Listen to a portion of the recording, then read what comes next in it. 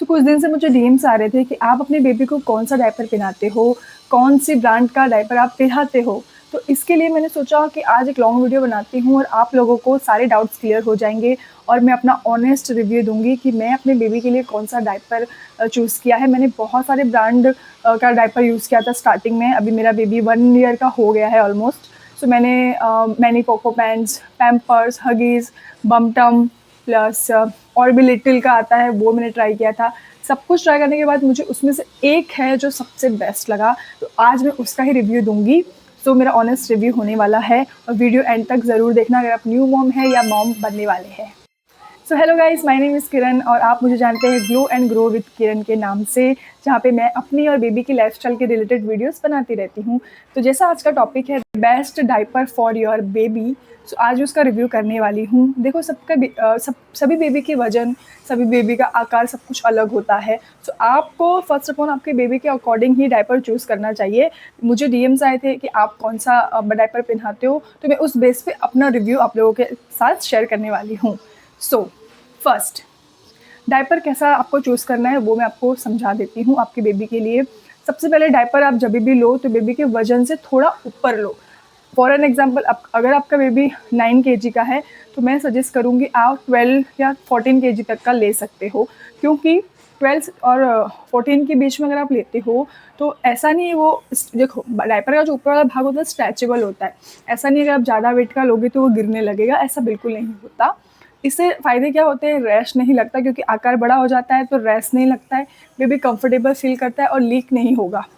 मैं जो यूज़ करती हूँ अपने बेबी के लिए, जैसे अगर मेरा बेबी 10 केजी का है तो मैं 14 केजी वाला यूज़ करती हूँ। उसको रैश नहीं हुआ आज तक कभी भी, प्लस कभी लीक भी नहीं हुआ है, बिकॉज़ मैंने बहुत सोच समझ के ये डिसीजन लिया था कि अब मैं कोई भी दूसरा ब्रांड यूज़ नहीं करने वाली, बस यही। सो मैं कौन से ब्रांड के बारे में बात कर रही हूँ, ये कोई पेड प्रमोशन या वैसा कुछ नहीं है, मैंने अपने ही पैसों से ये पूरा मंगवाया हुआ है, वो मैं आपको दिखाने वाली हूँ। सो वो ब्रांड है ये हगीज़ का कॉम्फी पैंट्स। देखो, इसको मैं हमेशा इसी पैकेट में, मतलब इस लार्ज लेवल में ही मंगवाती हूँ। सो देखो, अभी मैं जैसे आपको मैंने बता रही थी ये एक्सेल है, प्लस इसमें 12 टू 17 केजी का कैपेसिटी है। अगर आपका बेबी इसके रेंज में आता है तो आप डेफिनेटली ये ले सकते हो। ये हमेशा मैं ऑनलाइन परचेज़ करती हूँ फ्लिपकार्ट से। इसकी प्राइस मैं स्क्रीन पे मेंशन कर दूँगी कितने में मुझे पड़ता है। सो कुछ दिन पहले ये वाला जो पार्सल है मुझे 4 या 5 डे लेट आया, तो मैंने फिर छोटा जो आता है 6 के पैकेट वो मैंने ऑर्डर किया था, जो है मैनी पोको का, उसका भी मैं आपको रिव्यू देती हूँ। सो मैंने ये ब्लिंकिट किया था ये वाला मैनी पोको पैंट्स, जो एक्सेल ही है। 6 पैड आए थे और इसकी जो कैपेसिटी है बेबी की 12 टू 17 केजी सेम है जैसा उसमें है। ओके, अब मैं दोनों को आपको कंपेयर करके बताऊँगी क्या डिफरेंस है दोनों में। ओके, सो दोनों जैसे मैंने आपको ब्रांड दिखाया many Poco and Huggies, okay, दोनों मैंने एक्सेल में मंगवाए थे। अब मैं आपको डिफरेंस बताती हूँ। सो फर्स्ट वाला है ये मैनी पोको, अच्छा है मैनी पोको का, ये ऐसा नहीं कहूँगी कि बिल्कुल अच्छा नहीं है, मैंने इसको यूज़ भी किया है। लेकिन अगर आपका बेबी बार बार सुसु करता है, आधे घंटे में 3 से 4 बार करता है, तो ये उसके लिए नहीं है। क्योंकि मैंने इसको 2-3 बार यूज़ जब किया तो सुबह उसका जो डायपर है वो लीक होने लगा, क्योंकि मेरा बेबी का जो सुसु का रेशियो है वो थोड़ा है, जैसे आधे घंटे में वो 3 टू 4 टाइम करता है नॉर्मली। सो ये उसके लिए नहीं है। अगर आपका बेबी भी ज़्यादा सुसु वगैरह करता है तो मैनी पोको का उतना ऑब्जर्वेशन नहीं लगा मुझे कंपेयर टू हगीज़ का। अब मैं आपको हगीज़ का बताती हूँ, उसकी साइज़ और उसका कंफर्ट बताती हूँ। अब ये हगीज़ का है, देखो इसकी साइज़ देखो, इसका मतलब इसमें लिखा भी है फ्रंट और बैक। मैनी पोको में मुझे नहीं देखने को मिला, आई डोंट नो उसमें कहाँ पे छापा है, मुझे तो नहीं देखने को मिला। So this is type of Huggies का ये डायपर।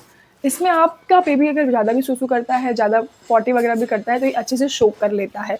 सो मेरे लिए हगीज़ इसलिए कंफर्टेबल है बिकॉज़ सबसे पहले इसकी साइज़ है। अगर आपका बेबी चबी है, थोड़ा हैवी है, तो भी आराम से उसको आ जाएगा। अब मैं आपको दोनों को कंपेयर करके देखो, ये हगीज़ का है और ये मैनी पोको का है। सी द डिफरेंट, छोटा भाई बड़ा भाई, छोटा भाई बड़ा भाई ऐसा लग रहा है। सेम एक्सेल है, सेम वेट है, बट डिफरेंस इसका साइज़ और आकार में है। देखो, बस इस वजह से मैंने हगीज़ में इन्वेस्ट किया है हमेशा से। एक साल का ऑलमोस्ट मेरा बेबी हो गया है। सो मैं सिक्स मंथ के बाद मैंने कोई दूसरी ब्रांड नहीं यूज़ की। स्टार्टिंग के 6 महीने में अलग अलग ब्रांड, जैसे मैंने आपको बताया, बहुत सारी ब्रांड मैंने ट्राई की थी, बट यहाँ पे मैं स्टक हो गई हूँ। अब मैं रेगुलर बेस पे ओनली हगीज़ के ही डायपर यूज़ करती हूँ।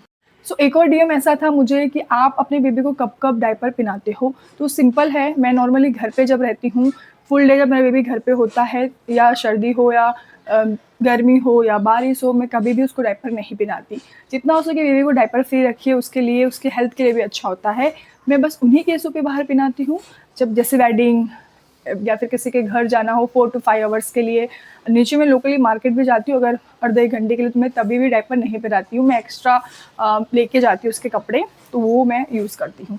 सो इस तरह से जितना हो सके आपके बेबी को डायपर फ्री रखना चाहिए, बिकॉज़ बहुत अच्छा होता है उनके लिए। मैंने पोको पैंट भी बहुत अच्छा है, लेकिन उन बच्चों के लिए अच्छा है जो सूसू वगैरह कम करते हैं, जिसका रेशियो कम है और बहुत ज़्यादा छोटे हैं। मैंने छोटे में इसको यूज़ किया था, लेकिन अब जैसे मेरा बेबी बड़ा हो गया है, तो अब इसमें वो कम्फ़र्ट नहीं फ़ील करता। मैंने बस इसके लिए कंपेयर करके बताया, क्योंकि जो मुझे डीएम आया था कि आपका ऑनेस्ट रिव्यू देना, आप कौन-सा पहनाते हो और किस में आपको दिक्कत आई, तो वो मैंने आपको सजेस्ट किया कि येस, मैं ये यूज़ करती हूँ हगीज़ का कॉम्फी पैंट्स, जो मेरे लिए परफ़ेक्ट है। आप फ्लिपकार्ट से भी यूज़ कर सकते हो इसको, और अदर ऐप भी अवेलेबल हैं। सो ये मेरा प्रोडक्ट रिव्यू था ऑनेस्ट वाला। सो आई होप आपको मेरा ये वीडियो अच्छा लगा होगा, इन्फॉर्मेटिव लगा होगा। अगर आपको वीडियो अच्छा लगा तो लाइक, शेयर और कमेंट करना, और प्लीज़ सब्सक्राइब करो। मेरे इंस्टाग्राम में अच्छे खासे फॉलोअर्स बढ़ते जा रहे हैं, पर यूट्यूब में आई डोंट नो क्या हो रहा है, सब्सक्राइबर ही नहीं बढ़ रहे हैं। सो थोड़ा देख लो, सब्सक्राइब कर लो। तो thank you so much for watching, and मिलते हैं नेक्स्ट इन्फॉर्मेटिव वीडियो में। तब तक के लिए टाटा।